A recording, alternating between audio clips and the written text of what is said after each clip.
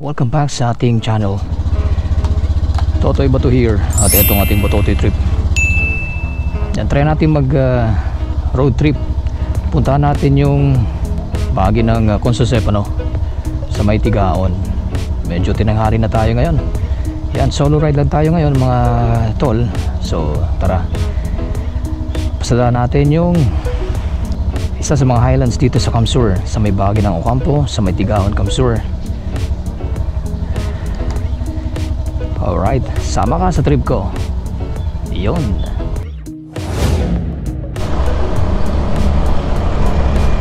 Mukhang tinanghali na tayo ng alis natin ha. Time check, it's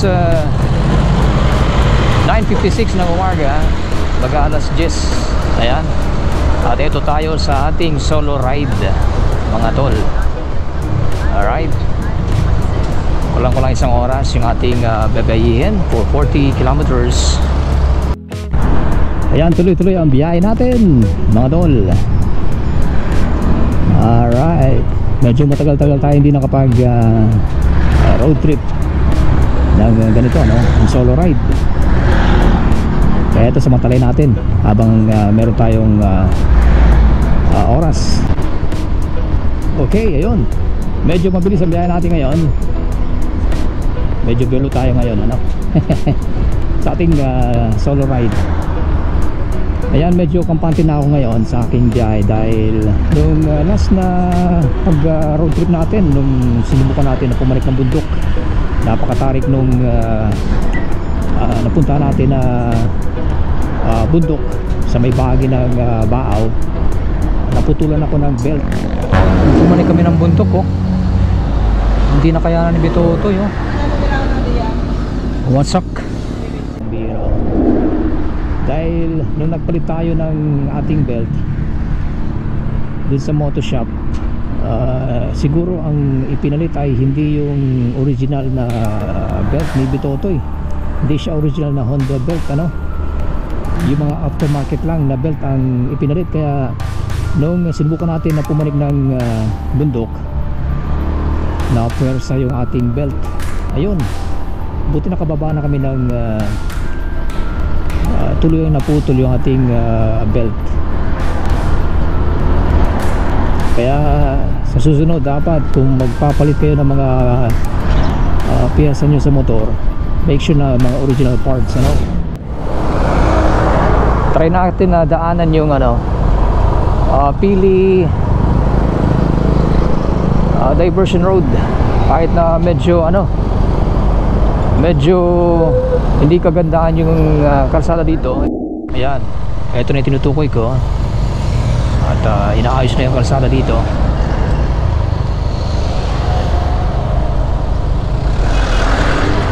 Dito yung parte na sira-sira, kaya nagkakaroon sila ng dito ngayon, pag-aayos. Ayan, buti naman at inaayos na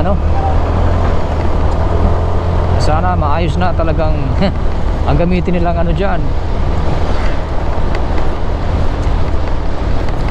pang simento, yung talagang quality hindi yung panay lang buhos ng espalto.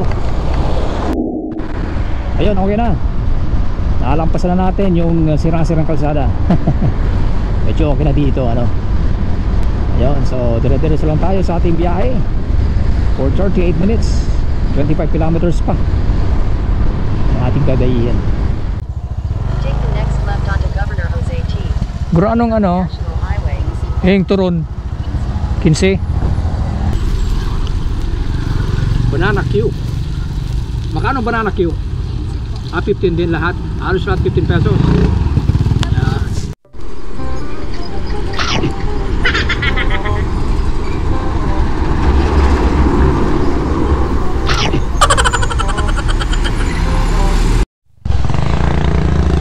Ayan, goods na.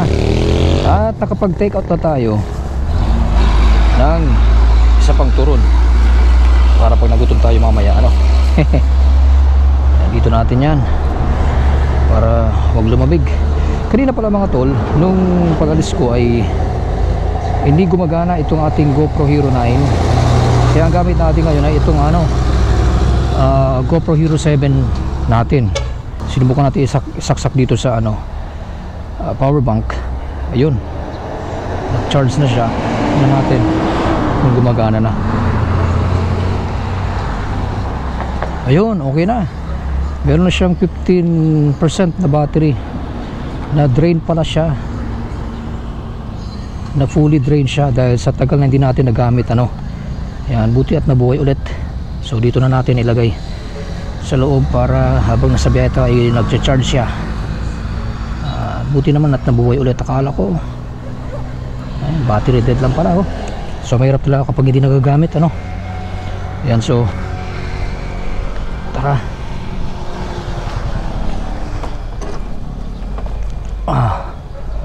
Biyahe ulit tayo. Meron pa tayong 37 minutes. That's 25 kilometers more. Alright, tara, let's go. At nabusog na tayo dun sa turon ni ate. Nag-take out pa tayo ng isa. Alright,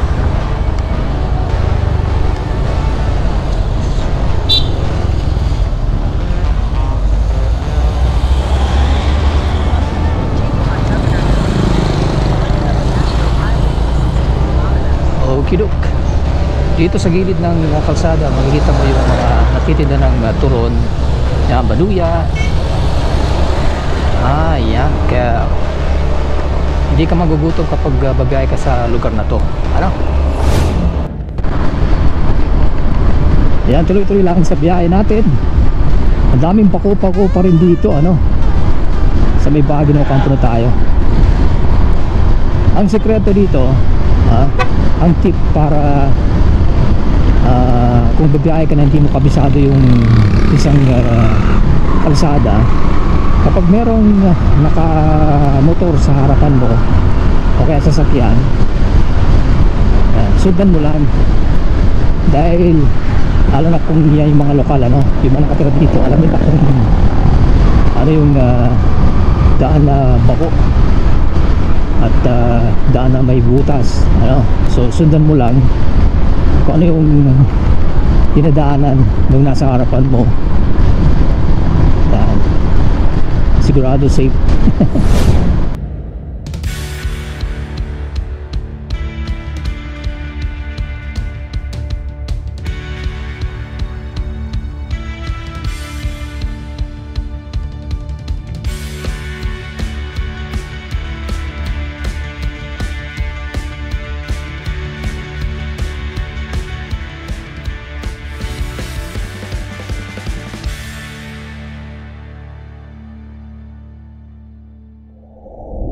Ito pala yung bamboo farm.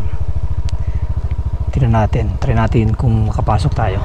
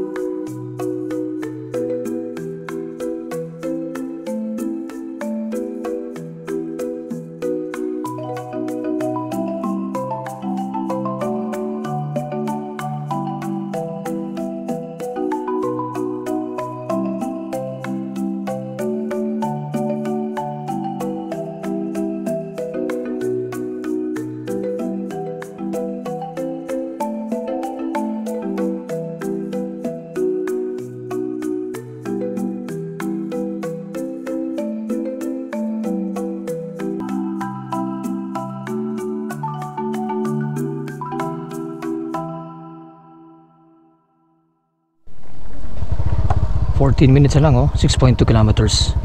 At doon na tayo sa bundok. Yan. Alright. Yun, nasa taas na siya oh. 360 natin. Alright. Tara.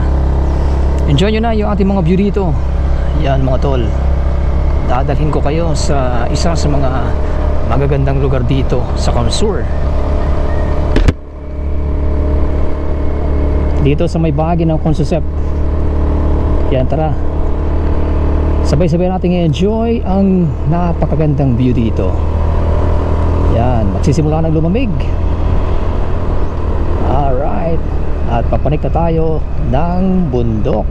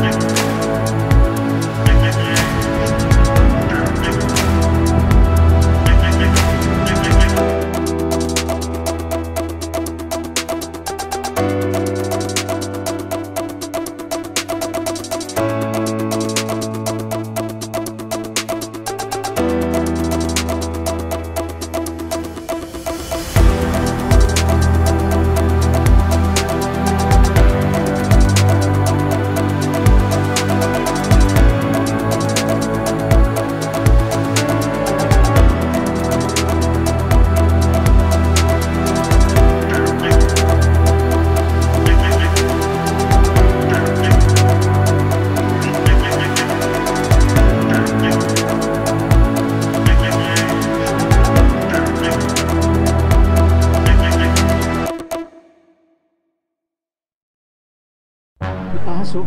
Ayun, oh. Ahas. Ayun, kita na ahas. Malaking ahas, oh. Ayun, ahas. Ayun, ahas. Kamira. Tumawid sa kalsaring ahas, oh. Ayun, nag-order tayo ng pagkain doon. Doon sa taas. In fairness, ang ganda ng panahon ngayon dito. Kanina medyo naging makulimlim, tapos ngayon bumalik yung init. Ako lang yata nandito ngayon, oh. Solo ko yung lugar. Yan. Walang mga tao. Ako lang yata nandito ngayon. Saka si Doggy. Alright. Solo ko yung lugar, walang gaano mga tao dito ngayon. Siguro kasi hapon na eh. Ayan, so nag-order tayo ng ating lunch dito. Yan, ito yung lugar dito sa taas, oh. Sa may Consusep overlooking. Yon.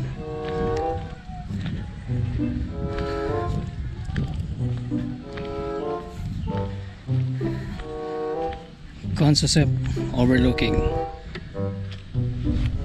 Yan.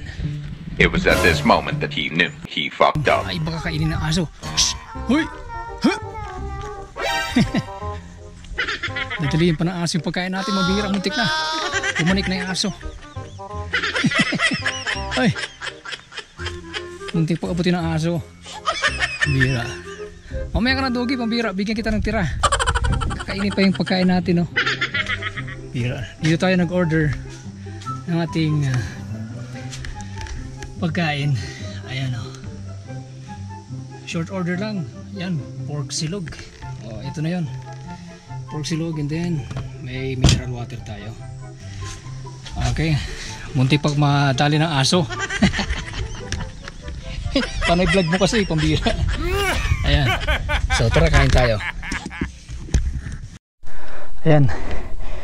Andito tayo ngayon sa may papundik ng USI Eco Pilgrim Park.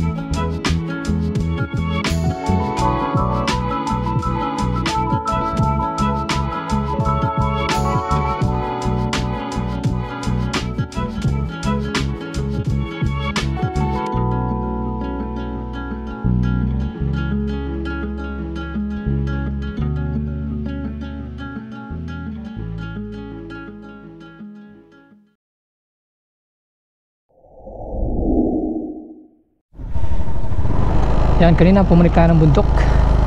Ayan, pababa naman tayo ng bundok.